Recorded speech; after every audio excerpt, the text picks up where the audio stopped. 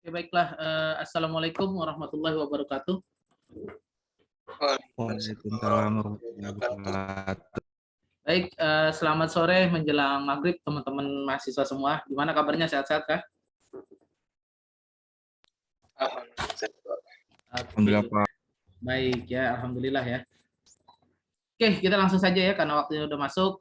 Sorry saya mundurin jam 4 ya karena bentrok dengan sholat asar ya. Jadi tadi ya kalau sempat ya harusnya sih kita sholat dulu, sholat asar di masjid ya secara berjamaah. Oke, baik, kita langsung mulai saja. Saya mohon izin share screen nih teman-teman mahasiswa semua. Oke. Oke, apakah screen saya terlihat dengan jelas ini, teman-teman mahasiswa? Terlihat, Pak. Oke, baik. Terima kasih ya feedbacknya ya. Oke, bismillahirrahmanirrahim. Innal hamdalillah nahmaduhu wa nasta'inuhu wa nastaghfiruh wa na'udzu billahi min syururi anfusina wa min sayyiati a'malina may yahdihillahu fala mudhillalah wa may yudlilhu fala hadiyalah. Asyhadu an la ilaha illallah wa asyhadu anna Muhammadan abduhu wa rasuluh. Amma ba'd. Bismillahirrahmanirrahim. Rabbi shrah li sadri wa yassir li amri wa hlul 'uqdatam min lisani yafqahu qawli. Pertama-tama marilah kita panjatkan puji syukur kita kepada Allah Subhanahu wa taala, Tuhan semesta alam, yang mana sampai dengan hari ini, detik ini masih memberikan kepada kita semua berkah, nikmat, rahmat serta cucuran karunia-Nya yang tiada tara dan tiada bandingannya di muka bumi ini. Ya, berkah, salah satu berkah nikmatnya ya nikmat iman, nikmat sehat, nikmat hidayah, nikmat inayah, dan tidak kalah penting yaitu nikmat dipertemukan kembali di bulan Ramadan ini. Salawat dan salam tercurah kepada uswatun hasanah kita Nabi Muhammad SAW beserta keluarga, para sahabat, dan para pengikutnya yang senantiasa istiqomah dalam menjalankan sunnah-sunnah dan ajaran-ajaran dari yang telah beliau ajarkan. Dan semoga saja kita semua yang hadir di sesi perkuliahan daring pada sore hari ini termasuk ke dalam umatnya yang mendapatkan syafaat dari beliau di hari yaumil akhir nanti. Amin ya rabbal alamin. Baiklah teman-teman mahasiswa semua, sebelum kita mulai sesi perkuliahan daring kita, saya menghimbau kepada teman-teman mahasiswa semua untuk mengisi presensi kehadiran. Ya, presensi kehadiran ini coba ya kita lihat apakah sudah ini Pak. Baik ya, sudah ada Abrar Rabbani, Adima Putra, Al-Hafiz, Alifandra, Rahman Hakim, Permana Putri, Danu Kusuma, Devina Agustin, Dwi Agustina, Firdaus Zakaria, Gilang Pratama, Zazuli, Rizky Awaludin, Nur Zahrani, Nurul Alam, Okta Pratama, Prasetyo Wibowo, Putra Berlin, Rahmawati, Rizky Saputra, Heru Erlangga, Panca Ramadan, Winardi, Zaki, dan Zulyan. Yang belum ya, ini masih baru ada 25 mahasiswa yang belum melakukan presensi ya, segera ya, jangan lupa karena presensi ini hanya dibuka pada saat sesi perkuliahan itu, durasinya adalah selama sesi perkuliahan. Baik, itu terkait materi dan juga tugas sudah saya share ya di via Olu ya, teman-teman bisa akses. Tugas mungkin sudah bisa di-share juga ya karena sudah jam 4. Oke, hari ini kita akan membahas ya, tapi sebelumnya kita cek dulu ya. Oh, ini prodi teknik informatika ya, seperti biasa supaya teman-teman tahu nih goals-nya seperti apa ya. Tujuannya juga prodi teknik informatika seperti apa ya, yaitu ingin terintegrasi, lulusannya itu terintegrasi dengan nilai-nilai Al-Islam Muhammadiyahan, dan juga nanti supaya lulusannya itu bisa menghasilkan karya teknologi informasi yang unggul dan bermanfaat untuk masyarakat yang berkemajuan. Tak lupa juga komponen penilaian ya, supaya teman-teman aware nih, punya aware terkait komponen penilaian ini. Seperti biasa komponennya adalah 10, 25, 25, dan 40. Kenapa sih selalu ada komponen penilaian? Karena bisa teman-teman lihat, bukan bisa teman-teman lihat ya, saya melihat juga sampai dengan pertemuan kelima ini masih ada beberapa mahasiswa yang belum mengerjakan tugas ya, tugas pekanan. Jadi supaya tahu nih nantinya ya, karena gini, karena sama seperti mata kuliah organisasi arsitektur komputer nih yang banyak membicarakan konsep ya, konsep. Jadi konsepnya adalah dosen tidak memberikan nilai. Nah, ini yang perlu dipahami bahwa dosen tidak memberikan nilai, tapi dosen hanya menuliskan nilai saja berdasarkan data-data. Jadi, ya, kasih ke kami ya, ke saya gitu ya, data-datanya. Nah, data-datanya itu dapat dari mana? Ya ini ya, sudah jelas ada keaktifan, tugas, ya, tugas, UTS dan ujian UAS ya dan lain sebagainya. Jadi kalau nggak ada data-datanya, bagaimana saya mau menuliskan nilainya? Ya nanti. Oke. Oke, jadi ya saya imbau supaya yang belum mengerjakan tugas agar mengerjakan tugas. Baik. Di pertemuan kelima ini ya, kita pada mata kuliah organisasi dan arsitektur komputer kita akan mendiskusikan, ngobrolin, membicarakan ya yang namanya atau topik bahasanya terkait struktur dan fungsi dari prosesor ya. Kelibet ya. Dari pagi soalnya nih ngajar terus suaranya habis ya. Oke, yang menjadi indikator kompetensi di pertemuan hari ini adalah mahasiswa mampu memahami, mengetahui serta nantinya dapat menjelaskan terkait fungsi dari prosesor dan juga memahami ada yang namanya siklus eksekusi instruksi ya. Oke, ya, tar dulu ya. Oke, ya. Baik. Ya, udah tunggu. Oke. Dan tak lupa ada ayat muhasabah ya, selalu di setiap slide saya ya, juga muhasabah untuk saya juga, diri pribadi ya. Ayat ini adalah ayat yang paling sering dibicarakan ya pada saat awal-awal bulan Ramadan ya. Pada intinya adalah mengajak orang-orang yang beriman untuk melakukan puasa ya di bulan Ramadan ya. Jadi yang diajak itu adalah yang beriman. Ya. Orang-orang yang beriman. Nah, jadi kalau misalnya saya menghimbau juga kepada teman-teman mahasiswa untuk melakukan puasa di bulan Ramadan agar kita termasuk orang-orang yang beriman dan nantinya kita dapat naik kelas ya menjadi orang-orang yang bertakwa ya. La'allakum tattaqun. Baik, terus juga di ayat ini juga diperlihatkan atau ditunjukkan bulan Ramadan ini adalah bulan yang penuh kemuliaan dan semua kebaikan yang ada di bulan Ramadan itu hitungannya adalah lipat ganda, dilipat gandakan pahalanya. Ya, jadi kalau misalnya konsep mahasiswa gitu ya, ada dosen yang bilang, oh kerjain nanti ada bonus tugas, bonus nilai.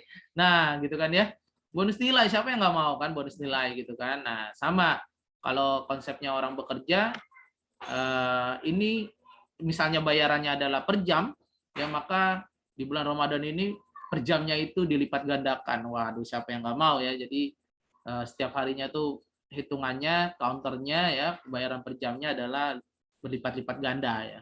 Karena itu mari kita sama-sama mengajak ya, saya juga mengajak ya karena saya pengen juga melakukan kebaikan di bulan Ramadan ya, saya mengajak kepada teman-teman mahasiswa untuk lebih sering berinteraksi dengan Al-Qur'an nih. Karena di ayat ini juga Al-Qur'an diajak ya supaya kita berinteraksi dengan Al-Qur'an karena Al-Qur'an itu dihitungnya adalah per huruf. Ya, jadi kalau misalnya teman-teman coba aja misalnya baca Al-Fatihah berapa huruf tuh dalam surat Al-Fatihah, ya kan? Terus satu huruf itu pahalanya dilipat gandakan, ya. Jadi ya mungkin ya kali 2 atau kali 700 ya di beberapa hadis juga ya, wallahu alam. Jadi yang pasti kita janji Allah itu berlipat ganda gitu ya di bulan Ramadan ini. Bahkan kalau orang yang tidak bisa berusaha membaca Al-Quran, pahalanya dapat 2. Satu pahala membacanya, satu pahala belajarnya. Gitu ya, pahala belajar membaca Qurannya. Oke. Sama seperti yang kita lakukan hari ini, kita termasuk dalam rangka belajar. Ya, belajar dari yang tadinya tidak tahu menjadi tahu, atau Dari yang tadinya sudah tahu menjadi lebih tahu gitu ya. Oke, Tep, kembali ke laptop ya. Komputer. Nah, konsepnya sebuah komputer ya, tentunya nggak bosan-bosan ya kita ngomongin konsep karena mata kuliah ini adalah sebuah konsep. Mata kuliah organisasi arsitektur komputer ini lebih banyak ngomongin konsep ya. Komputer ini terdiri atas 3 ya, ada hardware, software, dan brainware ya. Ada hardware, software, dan brainware. Tidak terlepas ya bahwa butuh brainware, butuh penggunanya, butuh usernya. Komputer itu tidak bisa berjalan sendiri. Pengguna ini kalau misalnya dalam arti luas bisa siapa yang menggunakan komputer itu atau operator gitu ya, atau bisa saja dia ya atau human atau orang yang memang mendesain atau mendevelop atau sebagai programmer di komputer itu gitu ya, dia yang merancang sistemnya gitu ya. Jadi ada hardware, software, dan juga brainware-nya gitu ya. Oke, wah ini sama ya. Oke, nah mata kuliah organisasi arsitektur komputer ini lebih ngomongin yang namanya hardware atau perangkat keras. Nah, kelanjutan dari mata kuliah ini yaitu ada namanya mata kuliah sistem operasi. Nah, itu lebih ke softwarenya. Jadi kalau mata kuliah organisasi arsitektur komputer kita lebih banyak mendiskusi atau mempelajari terkait hardware ya. Nah, kalau di dalam hardware dari sebuah komputer, maka yang dianggap sebagai otaknya atau pusatnya atau senternya ya, center operation-nya adalah CPU atau Central Processing Unit ya, CPU. Nah, jadi CPU, jadi ada komputer bahasa Inggrisnya adalah CPU atau ya, maka di dalam CPU juga ada CPU. Nah, gitu ya. Jadi otak dari komputer itu ada namanya CPU. Ya. Nah, ini adalah yang dimaksud dengan CPU. Ada terdiri dari ALU ya, ada CU ya atau unit control ya. Dan juga ya bagian utamanya adalah ALU sama CU gitu ya. Kalau itu ngomongin bagian utama ya, tapi kalau misalnya CPU secara keseluruhan ya ada unit control atau CU, ALU, ada bus, dan juga ada register. Jadi 4 komponen utama itu yang sudah pernah kita bahas di pertemuan-pertemuan sebelumnya.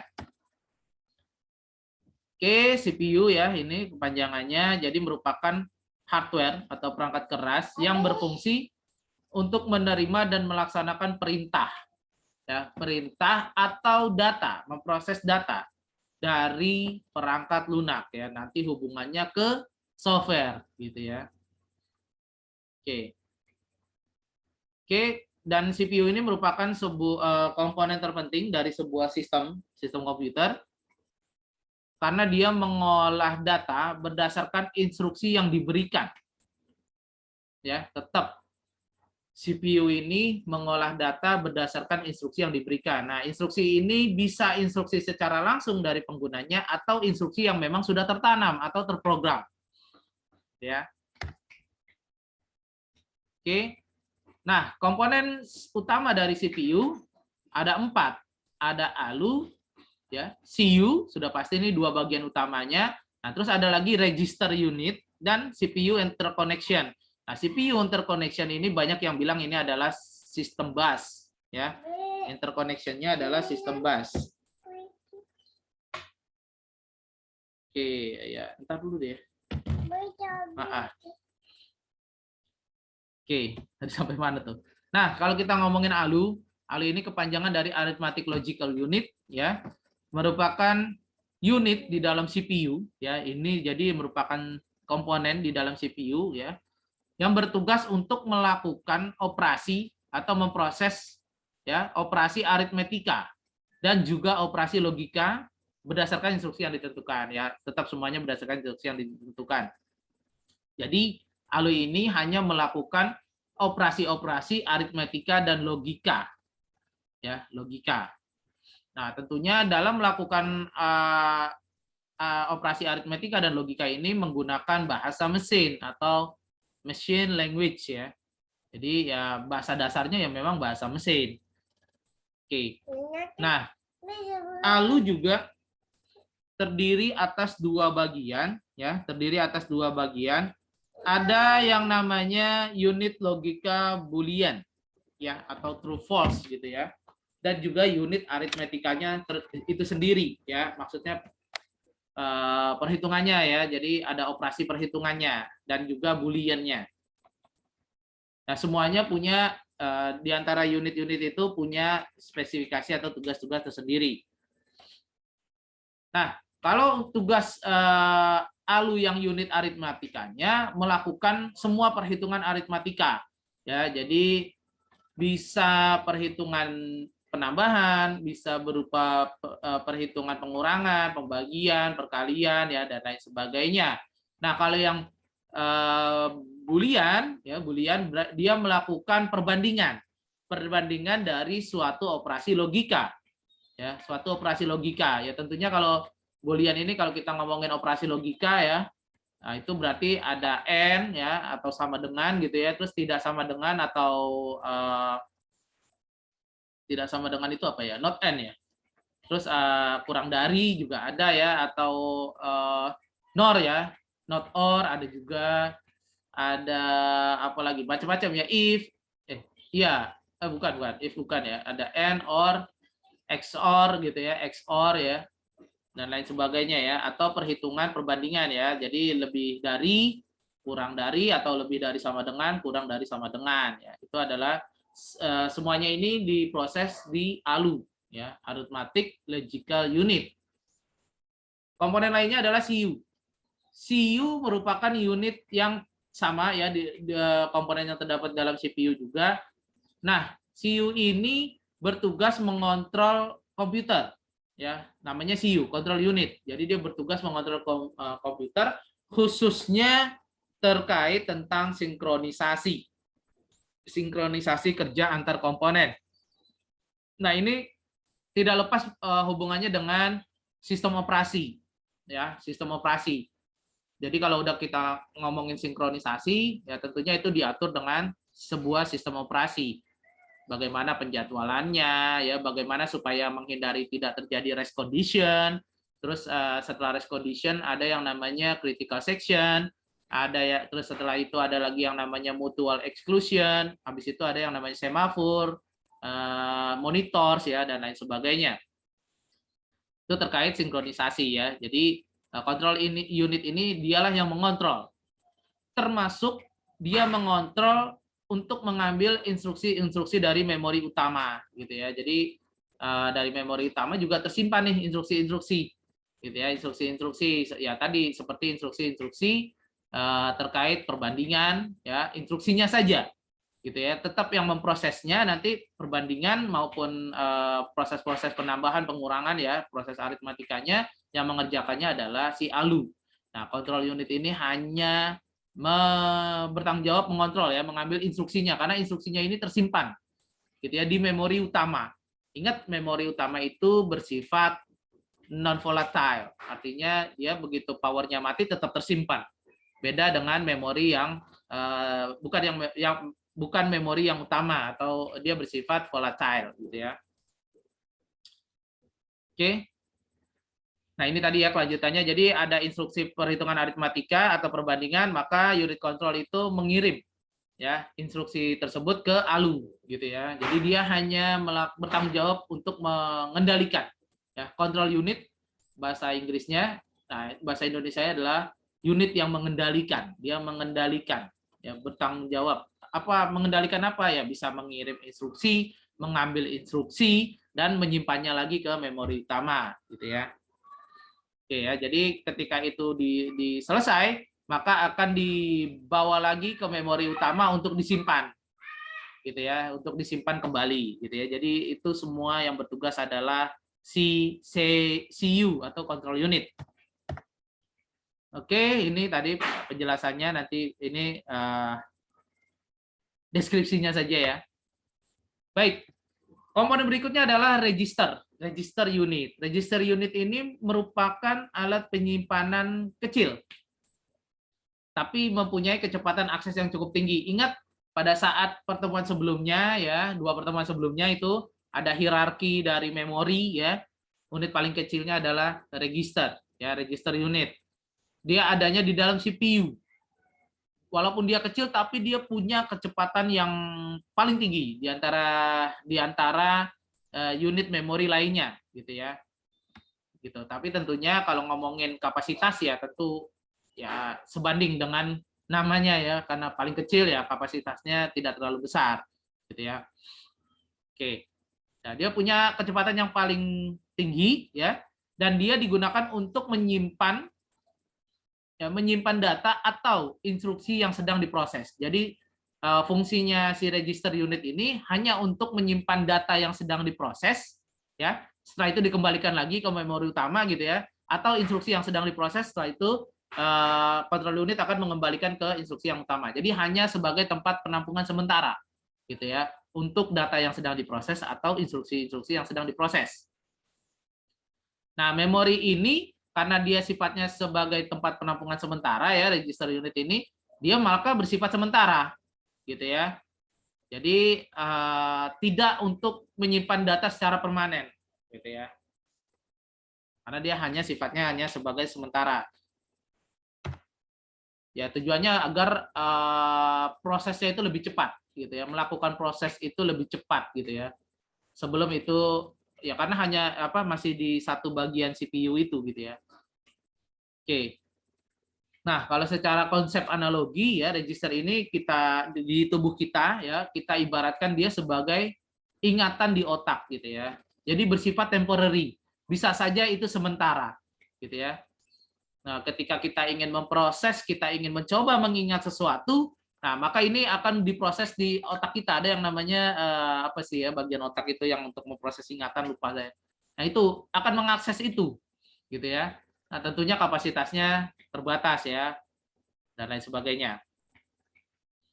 Oke. Baik, yang berikutnya adalah CPU interconnection.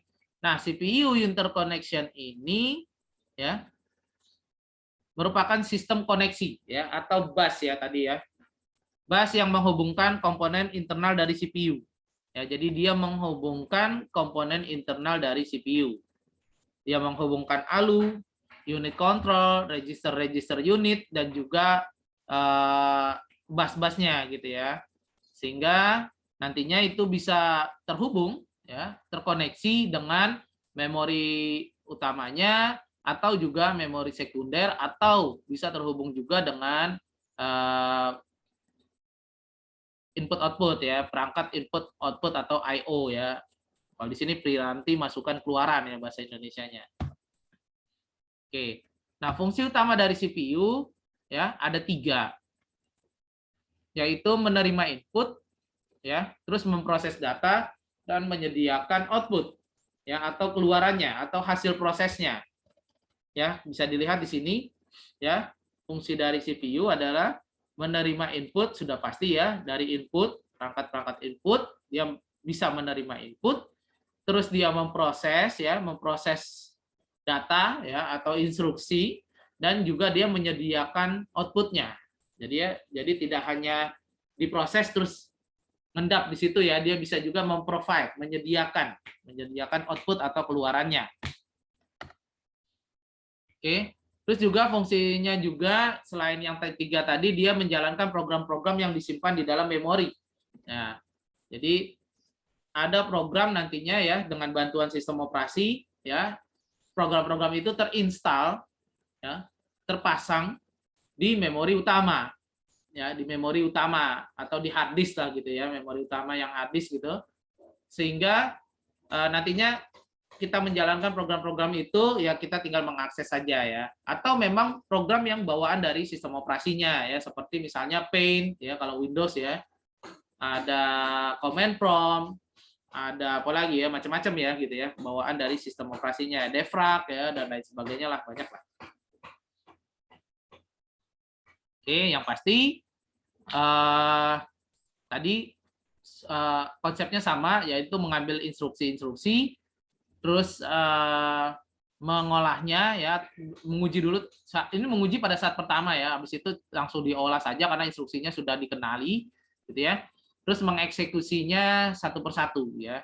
Nah, terkait eksekusi ini ya, proses ya di dalam sebuah sistem komputer nantinya ada yang secara sekuensial atau berurut dan juga ada yang secara konkuren atau lebih kita kenal dengan namanya multitasking, gitu ya. Jadi bisa saja itu secara sekuensial, bisa saja itu secara multitask ya. Oke, yang pasti CPU ini dikontrol ya, artinya menerima perintah ya, instruksi ya dari perangkat lunak komputer ya, dari sistem operasi atau dari program yang memang terpasang di sistem operasi ya. Jadi kadang kita menginstal Office misalnya gitu ya, Excel gitu ya, kita mau melakukan penghitungan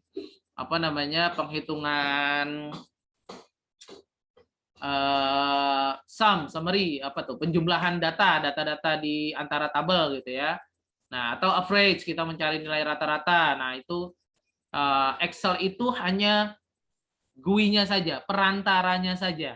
Ya, tetap yang melakukan pemrosesan perhitungan aritmatikanya ya CPU itu gitu. Nah, baru ditampilkan ke Excel gitu. Hasil perhitungannya itu ditampilkan melalui Excel gitu ya. Jadi Excel ini ya dengan kecanggihan codingannya bisa menampilkan hasil perhitungan pencarian nilai rata-rata dari si CPU gitu ya. Oke.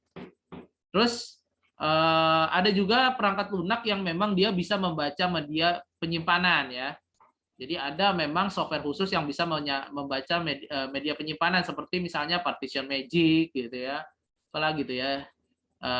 Defragmentation disk ya, itu bisa membaca tuh media penyimpanan kita ya, sudah sejauh mana atau sepenuh apa. Terus kita bisa juga membagi partisinya ya menggunakan Partition Magic ya atau apapun itu ya. Banyak sih sebenarnya software-softwarenya ya dan lain sebagainya. Jadi atau di sebuah sistem operasi ya kita bisa melihat gitu ya, kayak di Windows ya, partisi C itu besarnya misalnya 1 tera dan sudah digunakan berapa giga, sisanya berapa giga ya. Jadi bisa membaca media penyimpanan. Nah, tentunya instruksi-instruksi ini nantinya disimpan di dalam RAM gitu ya, dan disimpannya itu dengan menggunakan alamat ya. Ya sama seperti manusia juga, manusia rumahnya atau tempat tinggalnya ada alamatnya, ada address-nya. Begitu juga data, begitu juga instruksi yang tersimpan di RAM, ada alamatnya, ada address-nya gitu ya. Nah, ini biasanya terkait metode pengalamatan ini dibahas di mata kuliah struktur data ya pada semester 2 atau 1 ya, saya lupa gitu ya. Nah, itu konsep pengalamatan itu dibahas di struktur data ya. Oke, sehingga nantinya CPU dapat dengan mudah mengakses data-data pada RAM dengan tadi metode pengalamatan tadi ya. Jadi nggak cari-cari lagi, sama kayak kita misalnya belum tahu nih alamat ya, atau Pak Kurir ya, Pak Kurir nih mau kirim paket ke kita, dia belum pernah ke rumah kita, dia patokannya hanya berdasarkan alamat saja, maka dia agak lama. Tapi kalau misalnya kita udah sering dan kurir itu udah sering ngirim ke rumah kita, maka ya udah dia nggak perlu baca alamat lagi.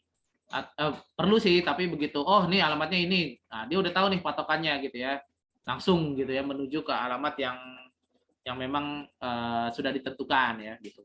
Sama RAM juga seperti itu. CPU pada saat pertama kali mengakses RAM tersebut ya itu agak lama tuh mengakses lokasi alamatnya. Tapi begitu sudah pernah diakses RAM tersebut atau alamatnya sudah diketahui oleh si CPU, sudah dikenal ya, atau sudah pernah menyimpan data dan lain sebagainya lah gitu ya istilahnya, maka itu sudah tidak memerlukan waktu yang lama lagi gitu ya. Sama kayak misalnya kita menginstal sistem operasi yang baru ya, kita coba copy semua filenya terus kita coba buka pada saat pertama kali itu lama gitu ya, tapi begitu ketiga keempat ke berikutnya itu cepat. Atau bisa saja pada saat ketiga keempatnya malah lama gitu ya. Yaitu mungkin banyak faktor yang mempengaruhi, bisa saja banyak program yang mengakses ke alamat tersebut sehingga terjadi replicable ya atau konkuren ya. Ya, terus atau bisa saja ada virus mungkin ya, ada virus yang ya sifatnya mereplikasi sendiri, memperbanyak register-register ya, sehingga komputer kita nantinya akan tanpa kita sadari atau mungkin kita menyadarinya komputer kita itu aksesnya lama ya, menjadi lama ya, padahal datanya cuma data-data Office, programnya cuma program-program Office ya, berarti itu ada something wrong sih gitu ya. Oke, jadi biasanya memang virus itu menyerang register-register gitu ya. Dan membersihkannya ya paling ampuh ya dengan membersihkan langsung ke registernya gitu ya. Banyak sih cara-caranya, tinggal di browsing aja ya. Oke, ini ininya saja ya, gambarannya saja terkait CPU ya, CPU. Oke. Nah, terus kita berkenalan dengan yang namanya siklus instruksi atau instruction cycle ya, siklus instruksi. Nah, jadi komputer ini yang membentuk komputer itu adalah eksekusi-eksekusi dari program. Maksudnya CPU diberikan perintah ya oleh si pemrogram ya atau developer gitu ya, bahasanya paling gampang ya. Si developer atau si desainer perancang komputer ya, bisa lewat sistem operasi atau memang programnya sudah ditanam gitu ya. Nah, itu terdiri dari eksekusi-eksekusi program. Sama kita misalnya pada saat kita pertama kali menjalankan sebuah komputer. Ya, tentunya pada saat pertama kali menjalankan sebuah komputer itu ada program yang dijalankan tanpa kita sadari ya, seperti misalnya menjalankan desktop background-nya gitu ya, sehingga bisa terlihat oleh kita. Terus mungkin ada menjalankan update otomatis gitu ya. Jadi itu semua eksekusi program itu ada di belakangnya gitu ya. Ada program yang jalan gitu. Pada saat pertama kali nggak cuma pertama, pada saat kita menjalankan komputer gitu ya, itu otomatis ada program yang jalan di belakangnya gitu ya. Entah itu update antivirus ya, update VGA ya, update driver ya, dan lain sebagainya, ada yang jalan gitu ya. Oke. Nah, jadi CPU ya tentunya ada banyak sekali program yang dieksekusi. Nah, bisa saja dia memproses eksekusi program ini tadi ya dengan cara sekuensial, dengan cara berurut. Jadi satu program dulu dikerjakan, baru program ininya selesai. Bentar ya.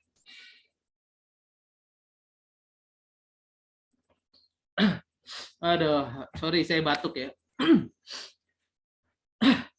Oke, dari pagi ngajar nih, habis nih suaranya. Oke. Oke, bisa saja itu dijalankan dengan cara sekuensial atau berurut, bisa saja ya tadi dengan selesaikan program yang satu itu berjalan baru mengeksekusi proses berikutnya, atau bisa saja ini dengan cara multitasking ya, dengan program yang bersamaan itu dijalankan. Oke. Nah, multitasking ini juga nantinya ada juga yang dia benar-benar semuanya berjalan secara bersama-sama, atau ada juga yang memang dia ada interval walaupun sedikit. Jadi tetap ini dijalankan programnya bersama-sama, tapi ada interval jeda waktu sedikit saja gitu ya, tapi tidak menunggu program itu selesai dieksekusi atau prosesnya berjalan. Jadi di tengah-tengah atau di sepertiga bagian akhir ya, itu sudah masuk program yang lainnya gitu ya. Jadi programnya modelnya pipeline. Nah, ini nanti akan dibahas juga di pipeline. Oke. Nah, siklus instruksi ini ada gambar seperti ini gitu ya. Jadi flowchart-nya ya, atau aliran diagram alirannya ya.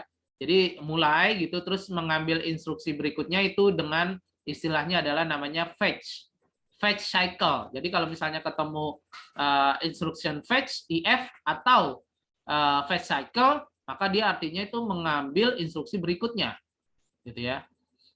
Terus execution ya atau instruction cycle ya, atau execution fetch ya, instruction fetch ya atau if gitu ya. Execution fetch maka itu artinya dia mengeksekusi instruksi tersebut ya, baru dia selesai. Atau bisa saja sebelum selesai ini berulang gitu ya, karena prosesnya belum selesai gitu ya. Nah, ini adalah gambaran ya, penjelasannya ada di slide sebelumnya. Nah, ini gambaran terkait siklus instruksi. Nah, itu tadi ya. Jadi ada instruction fetch ya. Ini yang atas atau fetch cycle, dan juga ada instruction execution atau instruction cycle ya. Nah, ini penjelasannya ya, instruction fetch sama instruction execution. Ya, agak-agak mirip ya, IF sama IE lah gitu lah gampangnya lah, atau IF dan EF ya, execution fetch ya, instruction fetch sama execution fetch gitu ya. Ada juga yang bilang instruction fetch atau instruction execution. Oke, penjelasannya adalah instruction fetch itu mengambil instruksi dari memori sama seperti tadi ya. Terus kalau instruction execution mengeksekusi instruksinya. Oke. Oke, nah ini adalah contoh apanya ya? Contoh studi kasusnya ya, studi kasusnya. Ya, nah ini akan terlihat ketika kita menggunakan program CPU OS. Nah, untuk saat ini kita belum menggunakan, mungkin setelah UTS ya, kita akan mulai menggunakan program CPU OS untuk praktikumnya. Oke, jadi kita akan bisa membayangkan apa yang kita bahas gitu, tidak hanya secara abstrak saja. Oke, jadi nanti setelah UTS ya, kita akan mencoba di setiap pertemuan atau mungkin selang-seling saja praktek CPU OS simulator ya. Ya, kalau tadi siklus instruksi, nah ini pipelining ya, pipelining seperti yang saya sebut tadi. Pipelining ini adalah suatu cara yang digunakan untuk melakukan multitasking ya, atau kerja bersama, tapi dia punya proses yang berbeda atau tahapan yang berbeda. Artinya ini dilakukan atau dialirkan secara kontinu. Jadi begitu proses itu mau habis atau di tengah-tengahnya ya, di tengah-tengahnya atau di sepertiga bagiannya mau selesai, maka masuk lagi instruksi yang baru atau proses yang baru gitu ya. Artinya ini tetap multitasking seperti ini ya, tapi ini multitasking seperti ini ada proses yang selalu bekerja gitu ya. Oke. Oke, gambarannya adalah seperti ini ya. Misalnya ini adalah ini analoginya saja ya, proses sebuah laundry gitu ya, tapi ini dengan cara sekuensial. Ini dengan cara sekuensial, artinya kalau secara sekuensial proses tersebut harus benar-benar selesai dikerjakan, baru masuk ke proses yang berikutnya, gitu ya. Baru setelah proses berikutnya ya contohnya ada proses A membutuhkan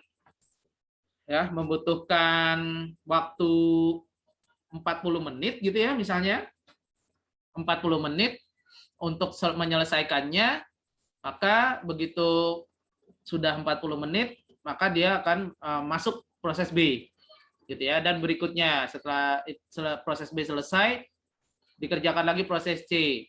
Setelah proses C selesai dikerjakan lagi proses D ya, artinya secara berurut sekuensial. Ya. Nah, kalau pipelining ya ini ya, pipelining ini tidak harus menunggu proses itu selesai gitu ya. Nah, beda nih. Multitasking itu ada yang memang dia secara bersama-sama berbarengan ya. Jadi A B C D misalnya dapat proses A B C D-nya itu jalan bersamaan ya, brek gitu ya. Tapi itu resikonya akan menimbulkan race condition.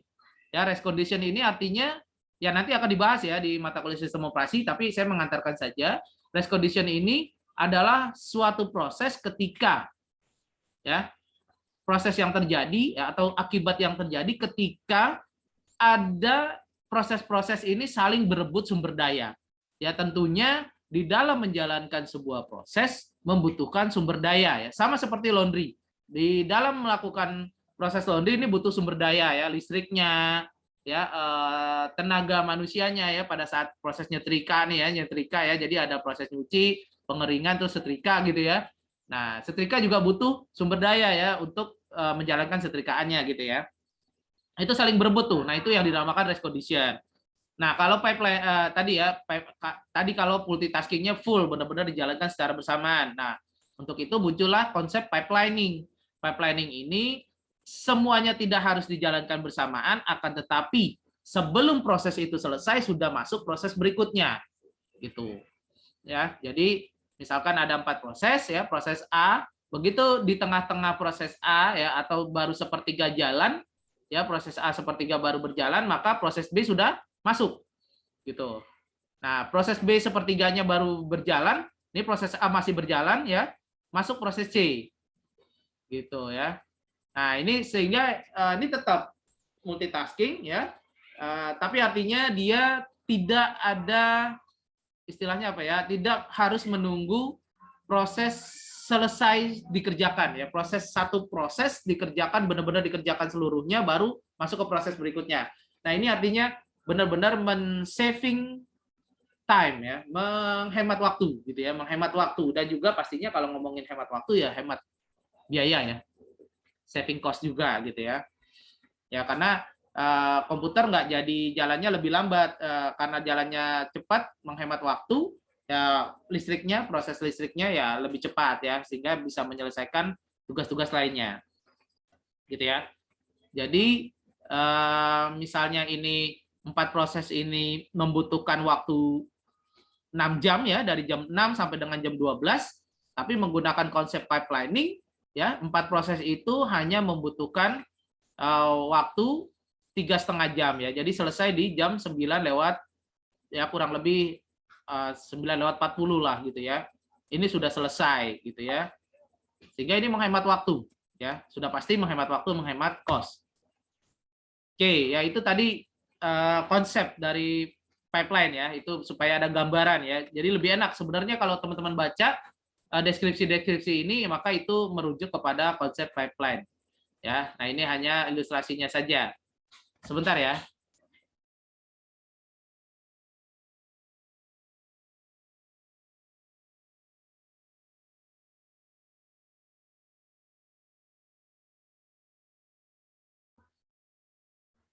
Oke.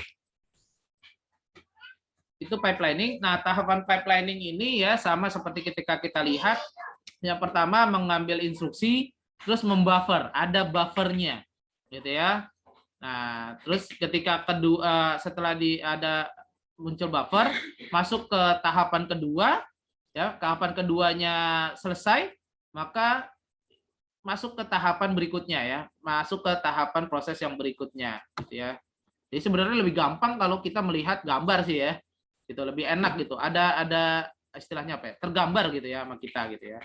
Ini sama ya, cuman ini berdasarkan literatur saja ya, berdasarkan literatur dari sebenarnya lebih mudah yang tadi, gambar yang tadi ya. Nah, contoh ya, ada instruksi ya, ada add ya, menambah ya, menambah. Add itu digunakan untuk menambah ya, ini bahasa-bahasa mesin gitu ya. Ada add, move, interrupt, apalagi ya. Move itu ya memindahkan gitu ya. Interrupt itu untuk mencetak ya. Nah, ada add ya, add menambah instruksi AX ya, atau menambah instruksi AX ya, terus instruksi 2-nya menambah instruksi EX dan CX ya. Nah, ini kalau misalnya itu dilakukan tanpa pipeline ya, tanpa pipeline, ingat di dalam sebuah tahapan instruksi ada IF, ada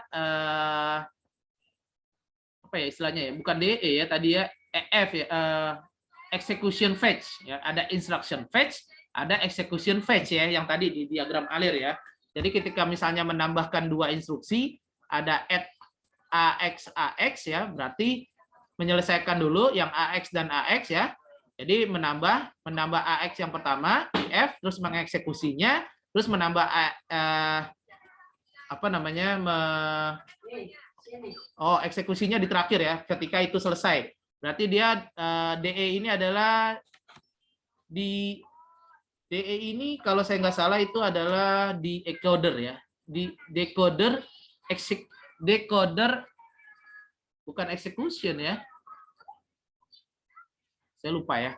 Nah pasti itu dia menjalankan ya IF, terus ada DE ini sebenarnya harusnya execution fetch ini ya, execution fetch. EX ini adalah mengeksekusi seluruh instruksi ini ya. Satu instruksi ini yang menambah 2 register, jadi ada satu instruksi menambah 2 register. register AX dan AX ya. Jadi waktu yang pertama dia menambah dulu AX-nya, terus mengeksekusinya di menit yang kedua, waktu yang kedua ya, T itu adalah time ya.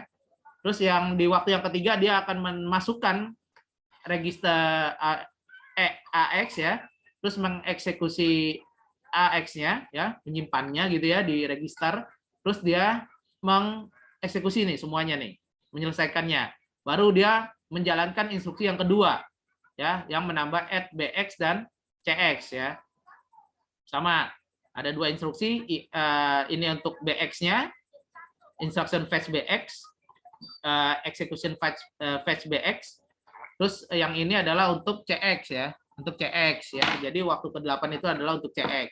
Nah, kalau dilakukan dengan menggunakan pipeline ya, maka ini bisa lebih cepat. Jadi harusnya dua instruksi itu selesai di waktu yang ke-10 ya, atau misalnya ini adalah 10 detik gitu misalnya. Maka dengan menggunakan pipeline ya, atau model pipeline, maka dua instruksi saja ya, yang hanya sampai dua instruksi ini ya, hanya selesai di waktu ke-6 atau di detik ke-6 gitu ya, dan lain sebagainya ya. Jadi bisa lebih cepat gitu ya, bisa lebih cepat. Oke ya, ini hitung-hitungannya saja ya. Sebenarnya hitung-hitungan ini juga di program CPU OS ini bisa ada ya, muncul gitu ya hitung-hitungannya. Jadi gampang. Nah, makanya nanti ya CPU OS itu akan kita kerjakan setelah UTS ya. Karena kita harus tahu konsepnya dulu gitu ya. Oke, baik. Ya, mungkin itu yang bisa saya sampaikan. Sampai sini ada yang mau ditanyakan terkait materi atau tugas ya. Tugasnya mungkin teman-teman sudah bisa mengakses ya.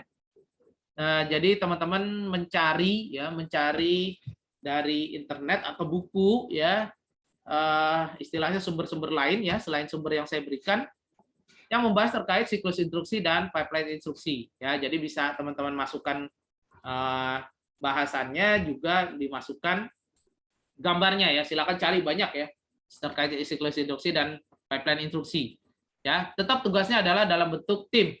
Tapi ini tidak di-record, tidak dijadikan video, tapi dijadikan yang disubmit ke OLU hanya dalam format PDF ya. Jadi jangan lupa dibikin covernya dulu. Ya, dibikin covernya ada NIM, ada nama, ada kelas gitu ya. Baik, sampai sini ada yang mau ditanyakan terkait tugas? Silakan teman-teman mahasiswa. Sebelum kita akhiri ya, karena lumayan ya waktu bukanya ya, masih sempat ya buat cari bukaan ya, yang memang punya tugas cari bukaan. Oke, baik, silakan. Ada yang mau tanyakan teman-teman?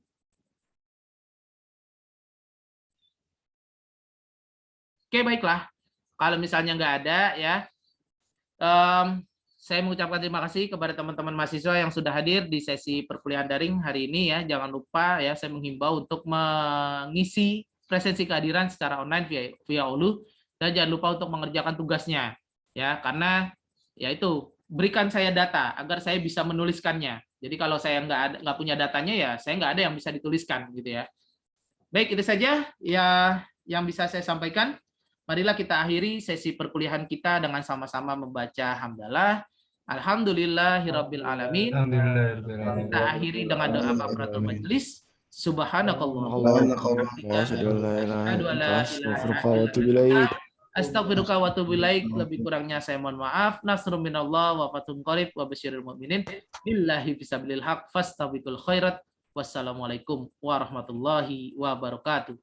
Waalaikumsalam warahmatullahi wabarakatuh. Oke, terima kasih teman-teman mahasiswa semua ya. Selamat buka ya. Nanti pada saat maghrib, bukan sekarang ya. Ya Pak, selamat buka Pak. Saya akhiri ya Zoom-nya ya.